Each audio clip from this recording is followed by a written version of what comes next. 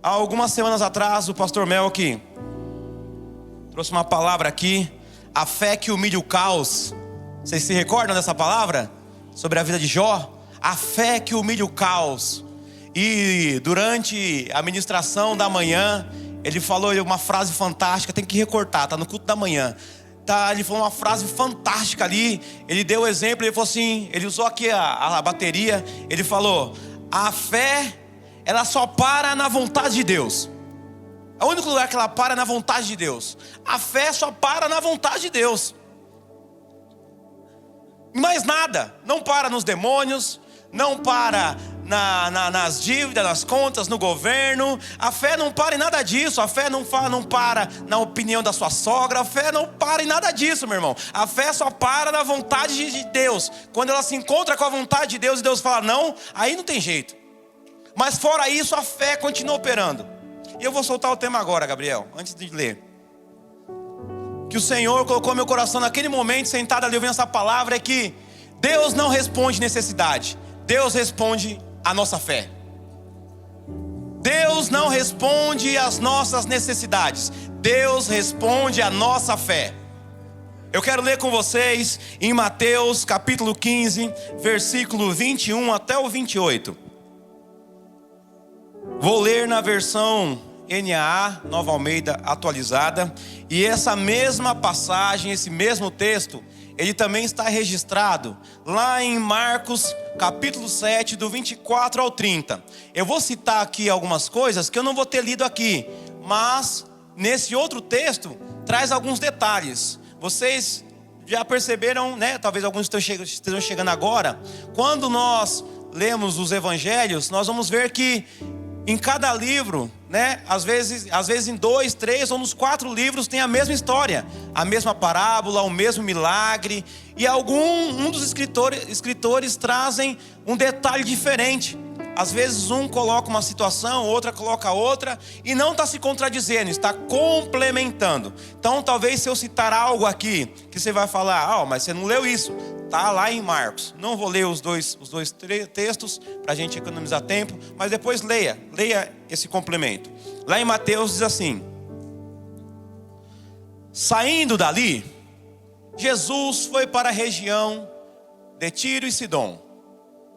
E eis que uma mulher cananeia, que tinha vindo daqueles lados, clamava: Senhor, filho de Davi, tenha compaixão de mim. Minha filha está horrivelmente endemoniada. Jesus, porém, não lhe respondeu palavra. Então os seus discípulos, aproximando-se, disseram: mande-a embora, pois vem gritando atrás de nós. Mas Jesus respondeu: não fui enviado senão as ovelhas perdidas da casa de Israel. Ela, porém, a mulher, veio e o adorou, dizendo: Senhor, me ajude. Jesus respondeu: não é correto pegar o pão dos filhos e jogá-lo aos cachorrinhos. A mulher disse: é verdade, Senhor, pois os cachorrinhos comem das migalhas que caem da mesa dos seus donos. Então Jesus exclamou: mulher, que grande fé você tem! Que seja feito como você quer. E desde aquele momento, a filha dela ficou curada. Aleluias. Quantos aqui têm necessidades? Todos nós temos necessidades.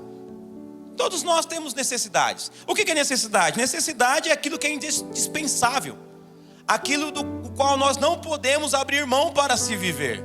Isso é necessidade. E eu queria resumir aqui que todas as nossas necessidades cabem em 3 categorias: necessidades físicas, necessidades emocionais e necessidades espirituais. Todo ser humano necessita disso para viver, dessas 3 áreas: física, emocional e espiritual. Sobre a necessidade física, que é relacionada à nossa vida biológica, nós podemos colocar alimentação. É uma necessidade do qual nós precisamos para sobreviver. Sono, descanso. O sono é importantíssimo. O descanso é importantíssimo. E saúde, um corpo saudável. São necessidades que nós temos para viver, para sobreviver. E quando essas necessidades não são atendidas, o nosso corpo entra em estado de atenção. Entramos em um estado de fragilidade. E isso causa algumas coisas em nossas vidas. Quando o nosso corpo físico não está bom, as necessidades físicas não são supridas, isso afeta nas nossas tomadas de decisões, nos afeta na parte emocional, no nosso controle emocional. Alguém aqui já viu uma pessoa que não consegue dormir, fica sem dormir muito tempo? Como que ela fica? Estressada. Às vezes é só sono. Eu me recordo que o ano passado eu estava com muita dor de cabeça. Não passava. Dor de cabeça quase todo dia. Uma dor de cabeça que às vezes virava enxaqueca. E eu conversei com o Nilson. Falei, Nilson, estou com uma dor de cabeça, cara. Não sei mais o que fazer. E daí ele falou assim, cara, eu também estava um tempo assim. Eu pesquisei e eu fiquei sabendo que geralmente essa dor de cabeça é sono e hidratação. Sono e água. E eu peguei e refleti sobre aquilo. E realmente era um período que eu estava dormindo pouco. Estávamos indo dormir tarde em casa. Acordamos cedo para trabalhar. E eu percebi que eu estava dormindo pouco mesmo. Cheguei em casa, falei para a Kezinha, vamos se organizar para a gente conseguir dormir mais cedo, aproveitar mais. E hidratação, era um período que eu estava, um período de jejum do meu ano, que eu estava fazendo bastante. E fora isso eu estava me hidratando pouco. Na verdade, eu sou muito ruim de tomar água. Não preciso tomar mais água. E isso afetou. E quando eu coloquei o sono em dia e coloquei a hidratação em dia, pronto, acabou a dor de cabeça. Não tive mais dor de cabeça. Então, quando essa área física ela é suprida, essa necessidade, nós temos um controle emocional e também uma sensibilidade espiritual maior. Porque o físico também interfere na maneira que nós nos relacionamos com o mundo espiritual. Mas também tem a área emocional. Todos nós temos necessidades emocionais. Necessidade de afeto, de se relacionar, de se sentir amado, de se sentir seguro em um ambiente. Nós temos essa necessidade emocional.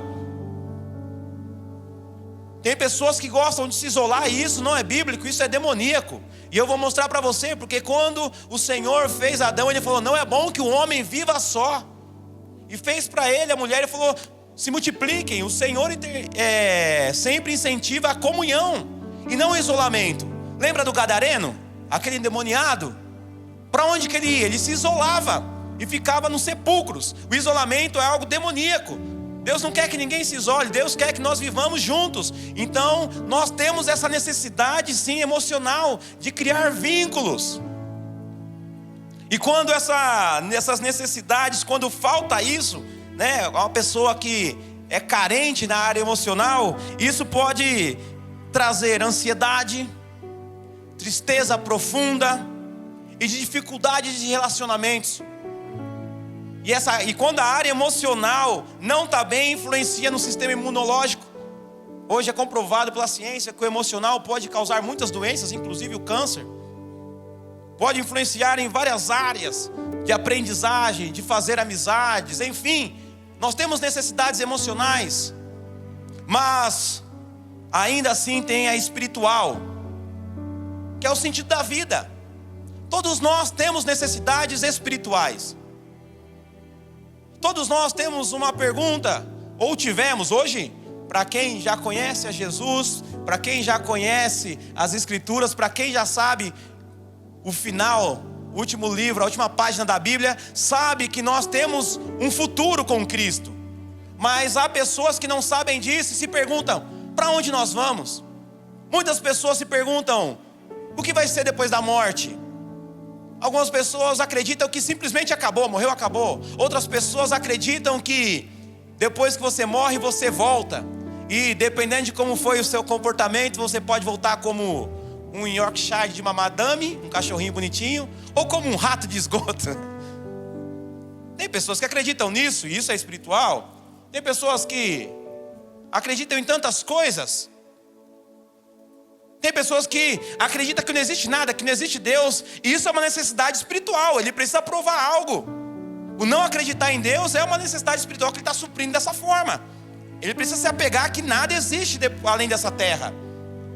Mas para nós cristãos, nós sabemos que sim, há uma vida eterna e há uma morte eterna. Para aqueles que escolherem caminhar com o Senhor, obedecer a palavra dele, ser fiel ao Senhor até o fim, a vida, a honra, a alegria, a paz, há um futuro maravilhoso.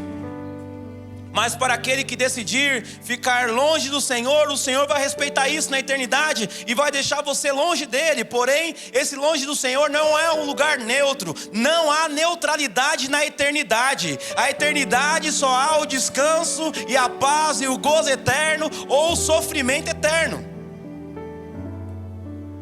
Eu não sei o que trouxe você, o que traz você aqui nessa noite. Eu não sei o que trouxe você até Jesus. Eu me recordo que aos 5 anos, uma vez eu estava deitado e eu comecei a pensar: se nós não tivéssemos nascido, onde eu estaria? E eu fiquei perguntando isso para minha mãe várias vezes, até tomar um cascudo e parar de perguntar isso para ela. Mas o que me trouxe até Cristo foi que aos 14 anos eu tinha necessidades físicas, eu tinha necessidades emocionais. Sim, porque minha família não tinha muitas condições, eu passei dificuldades, tanto físicas quanto emocionais. Cresci sem mãe, cresci com um pai ausente. Então eu tinha necessidades, mas o que me trouxe até Cristo é que aos 14 anos eu tinha um vazio muito grande. Eu tinha um vazio muito enorme no meu coração. E eu falei: eu preciso preencher esse vazio de alguma forma. E eu falei: eu vou para a igreja. E aos meus 15 anos eu entreguei minha vida ao Senhor, eu me batizei e eu estou firme com o Senhor até hoje. E como eu falei ontem na aula dos primeiros passos, não importa o que vai acontecer, eu não vou largar Jesus. Ainda que ele me chute, ele tem que me chutar muito forte, que se ele chutar fraco eu agarro o pé dele e falo: não te largo, Jesus. Não tem para onde sair, não tem para onde fugir, não quero. Mas todos nós temos necessidades. A pessoa pode estar bem fisicamente, a pessoa pode estar bem emocionalmente, com as suas necessidades físicas e espirituais e emocionais supridas. Se ela não tiver a necessidade espiritual suprida, não vale de nada. Quantas pessoas são ricas?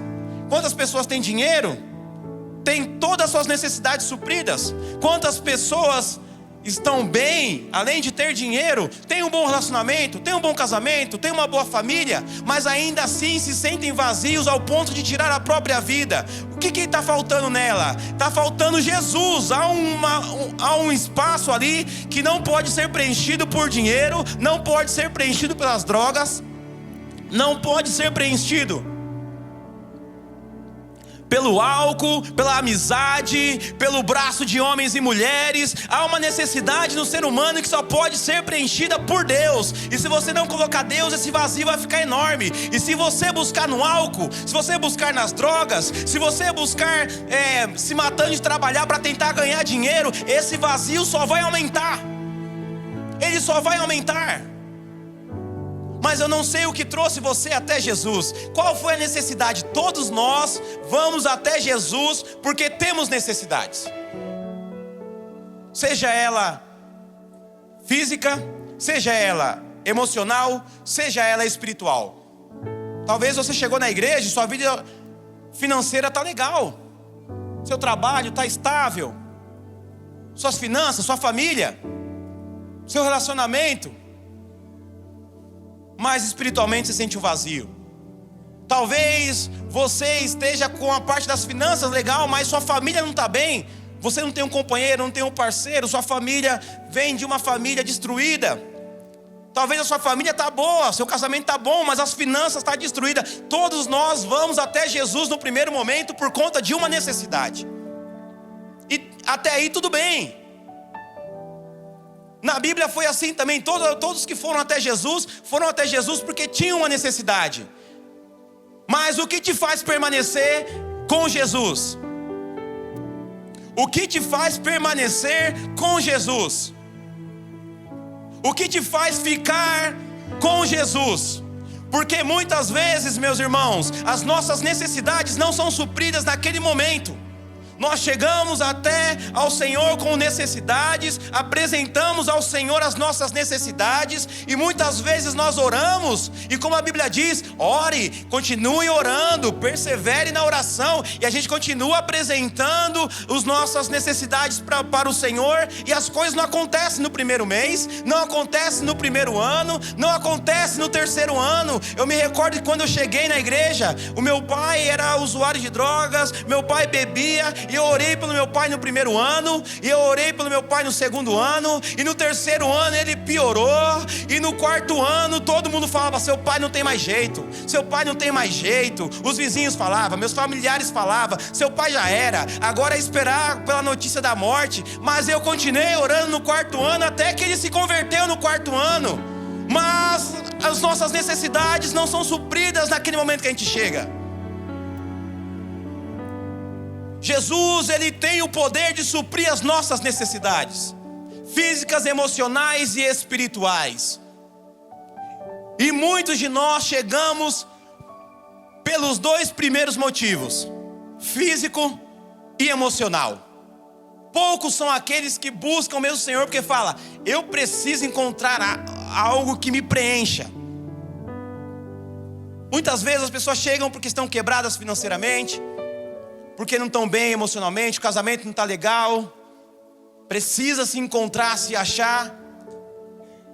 Mas eu quero dizer para você que não importa quais são as suas necessidades, não importa como você chegou diante do Senhor, não importa se a vida física, financeira ou espiritual está bagunçada ou não, Jesus tem poder de resolver. Jesus tem poder de resolver. Talvez até hoje o que trazia você até os pés de Jesus, aos caminhos de Jesus, eram as necessidades, e toda vez que ela não era respondida, você desanimava, você maldizia, você reclamava, você retrocedia. Mas a partir de hoje, nada mais vai te tirar do caminho do Senhor. Você vai trazer sim suas necessidades, sabendo que o Senhor pode suprir. Mas se Ele não responder às suas necessidades, isso não vai tirar mais você dos caminhos do Senhor.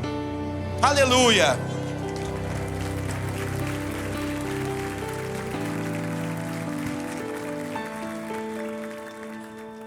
Por quê? Porque nós temos obstáculos. A fé encontra obstáculos, meus irmãos. A fé encontra obstáculos. Essa mulher, esse texto que nós lemos, essa mulher encontrou muitos obstáculos. O primeiro é que lá em Marcos diz que Jesus entrou numa casa e ele não queria ser encontrado. Ele não queria que ninguém soubesse que ele estava lá. Essa mulher teve que procurar Jesus, teve que encontrar Jesus. Talvez alguns de vocês aqui também procuraram Jesus em alguns lugares aí. Talvez você bateu em algumas portas erradas em alguns momentos. Talvez bateu em porta lá do bar pensando que Jesus ia estar lá. Talvez bateu na porta das drogas já achando que aquilo que precisa ser preenchido ia estar lá. Talvez procurou em outras religiões, mas Jesus não estava lá. E você chegou e falou: opa, achei Jesus. Jesus está aqui. Aqui tem Jesus. O primeiro obstáculo que essa mulher enfrenta é encontrar Jesus. Depois ela era gentia, ela era do povo gentil. E o povo gentil e o povo judeu tinham uma rivalidade. Eles não se davam bem, não falavam um com o outro. E Jesus vinha do povo judeu. Ela enfrentou essa dificuldade. Outra era mulher, numa sociedade dominada por homens naquela época. Ela enfrentou também essa sociedade, enfrentou esse desafio. Os discípulos começaram a mandá-la embora.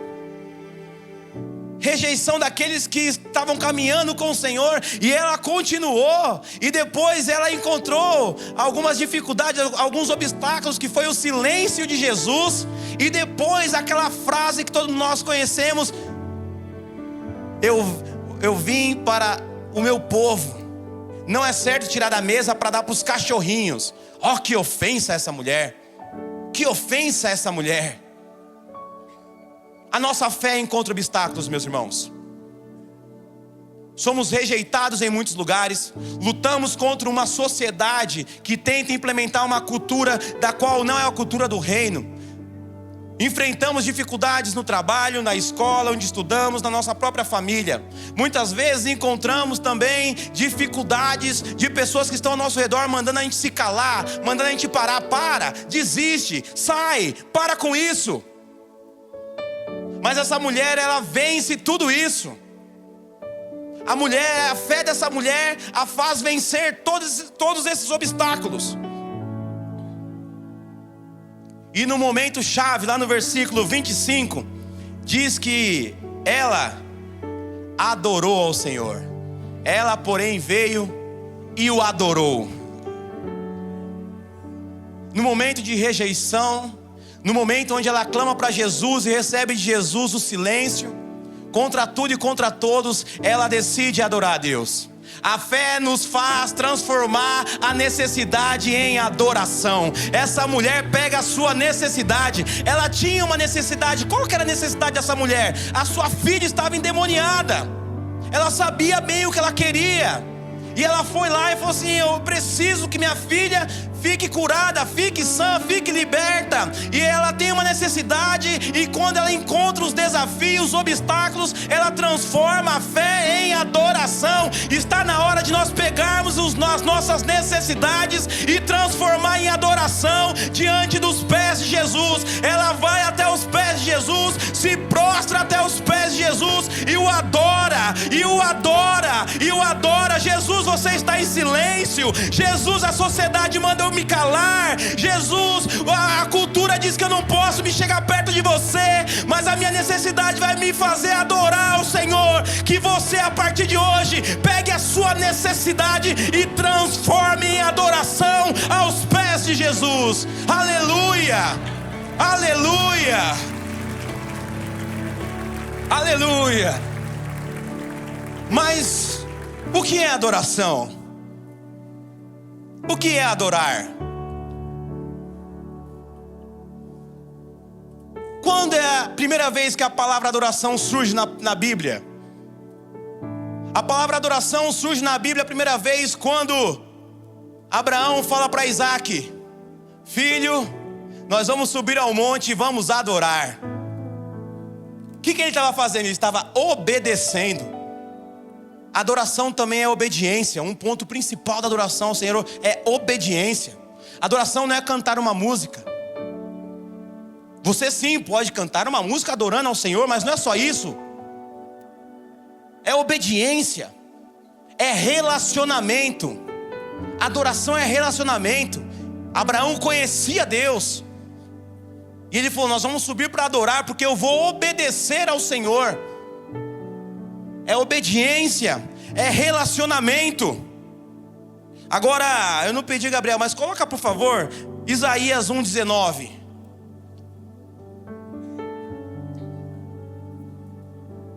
Se estiverem dispostos coloca na NVI, por favor. Se vocês estiverem dispostos a obedecer, comerão os melhores frutos desta terra.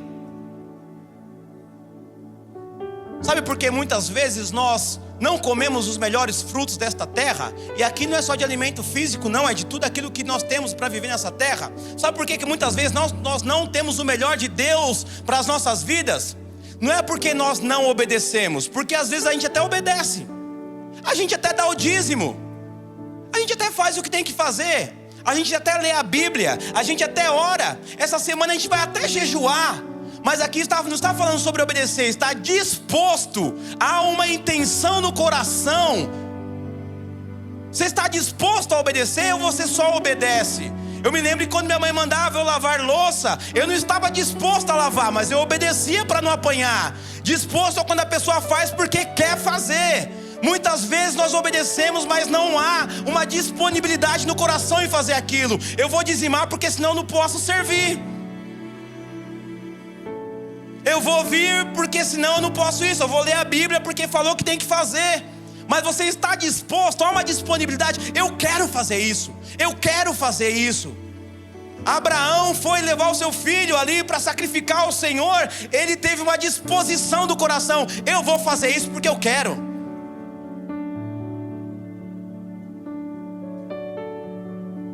Aleluia. Aleluia.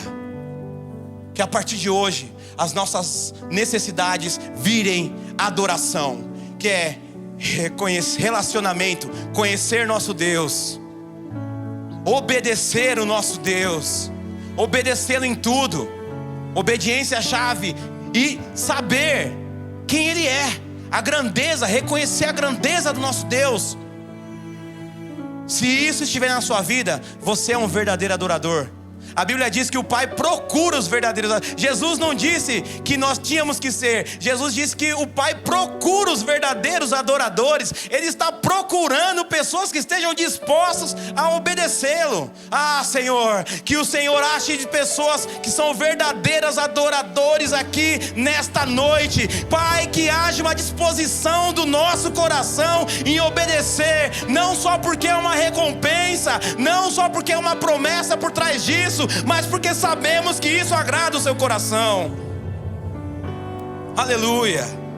Agora no versículo 27, é muito interessante que Jesus falou: não é certo tirar da mesa dos filhos e dar para os cachorros. E ela fala: é verdade, Senhor, é verdade, mas os cachorrinhos também comem da migalha. Sabe o que ela está fazendo aqui, meu irmão? Ela está se humilhando. Ela está se humilhando. Ela está falando: sim, Senhor, sou um cachorro, mas tem alguma coisa aí para mim? Tem uma migalha para mim? Existe uma frase, erroneamente, que as pessoas falam que os humilhados serão exaltados. Não está escrito isso na Bíblia. A Bíblia está escrito, a Bíblia diz que aqueles que se humilham serão exaltados. Aqueles que se humilham serão exaltados. Mateus 23:12 diz: quem se exaltar será humilhado, e quem se humilhar será exaltado. Tiago 4:10 diz: humilhem-se diante do Senhor e Ele os exaltará. Lá em Filipenses 2, do 5 ao 11, diz que Jesus, mesmo sendo, ele diz assim: que haja em vós, que haja em nós, que haja em vocês a mesma atitude de Jesus, que mesmo sendo Deus, não usou disso, muito pelo contrário, se esvaziou até a forma de homem e se humilhou. Ele se humilhou até a morte, e depois disso Deus o exaltou e deu um nome que é acima de todo nome. Há um poder na humilhação. Quando nós nos humilhamos diante do Senhor, quando mesmo que o Senhor fala: eu não vou fazer, e você fala: sim, Senhor, eu não mereço, eu não sou digno,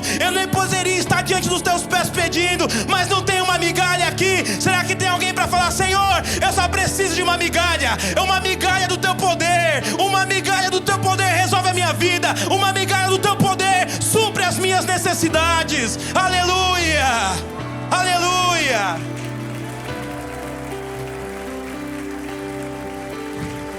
Aleluia. Pare de levar suas necessidades até Jesus.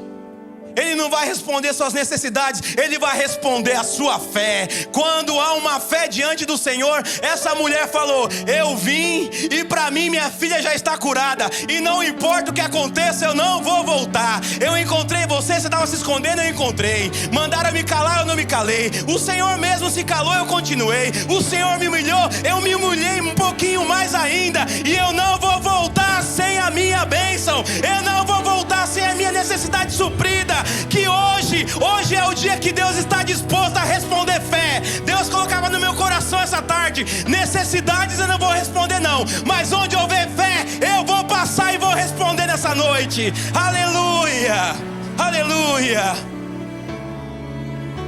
aleluia. Vai faltar cultos para contar testemunhos. Aleluia. Vamos ter que fazer um culto de ação de graças, pastor, esse ano. Aleluia. Um culto só para contar testemunhos, só para dar graça. Um testemunho e uma adoração, um testemunho e um louvor, um testemunho e uma alegria. Aleluia. Milagres estão sendo gerados, milagres estão sendo gerados. Deus vai responder a sua fé. Aleluia, aleluia, aleluia. Eu sinto o Espírito Santo fazendo coisas incríveis. Aleluia. Essa mulher não questionou os métodos de Jesus. A fé não questiona os métodos de Jesus. A fé não questiona a forma de Jesus agir. Eu não sei qual foi a informação que essa mulher tinha de Jesus. Talvez ela ouviu falar que Jesus colocou a mão sobre o filho de um homem endemoniado e aquele homem foi liberto. Talvez aquela mulher tinha informação que Jesus viajou até uma ilha e foi lá no sepulcro resgatar um endemoniado. Eu não sei qual a informação que ela tinha, mas com ela Jesus faz diferente. Jesus só fala: seja feita conforme a sua fé. E essa mulher não questiona Jesus. Ela não fala: vamos na minha casa. Mas você não vai na minha casa, Jesus? Mas você não vai colocar as mãos sobre ela, Jesus? Quantos de nós questionamos os métodos de Jesus, a forma de Jesus fazer? Você vem para o culto e o Senhor fala: é assim, e você sai reclamando e murmurando. Você vem pedir um conselho, você vem pedir uma oração e fala: faz assim, faz assado, e você volta todo cheio da razão. Achei que eu ia lá na igreja e no primeiro mês que eu desse o dízimo, Deus ia resolver minhas coisas. Pensei que eu ia lá na igreja e no primeiro mês meu casamento ia estar de novo abençoado. Eu pensei que eu ia lá na igreja e não ia ter mais problemas. Irmão, tem coisa que é colheita. Você passou 15 anos plantando coisa errada. Tem humildade agora para começar a plantar coisas certas e esperar o tempo de colher isso. Aqui não é um pronto-socorro. Jesus não é um médico socorrista que vem para te resgatar ali, não. Jesus não é um caixa eletrônico que você vem e saca. Ele não é isso, não. Jesus não é um psicólogo que vem aqui te dar uma receita e você compra um remédio e fica bem emocionalmente. Jesus não é isso, não. Jesus é Rei dos Reis, Senhor dos Senhores, e Ele sabe o que Ele faz. O que você precisa é ouvir Jesus e não discutir com o mestre. Se Ele falar: eu estou fazendo, está fazendo, vai embora, volta para sua casa, que lá você vai encontrar sua filha sã. E ela simplesmente foi sabendo: eu já recebi aquilo que eu precisava. Há um perigo, meus irmãos. Há um perigo quando nós duvidamos de Jesus. Há um perigo quando nós questionamos, porque nós estamos questionando a integridade de Jesus. Quando a gente fala: Jesus, desse jeito não está legal. Eu pensei que eu ia na igreja, eu pensei que eu ia lá, eu pensei que o Senhor ia fazer, o Senhor fez na minha vizinha, e um mês na minha vizinha deu certo, e eu estou 5 meses indo. É um perigo quando a gente murmura. Quando a gente murmura, a gente está falando: Deus, você não sabe fazer as coisas. E é por isso que morreu o povo do Egito, o povo de Israel quando saiu do Egito. Em um dia morreu 23 mil por murmurar. Murmurar é reclamar contra Deus. É falar: Deus, você é incompetente, você não sabe o que faz, você é um inconsequente. Quando você murmura, você está falando para Deus: você é um imprudente, inconsequente, você é um sem noção. É isso que você está falando para Deus. Há um perigo. Quer andar por conta própria?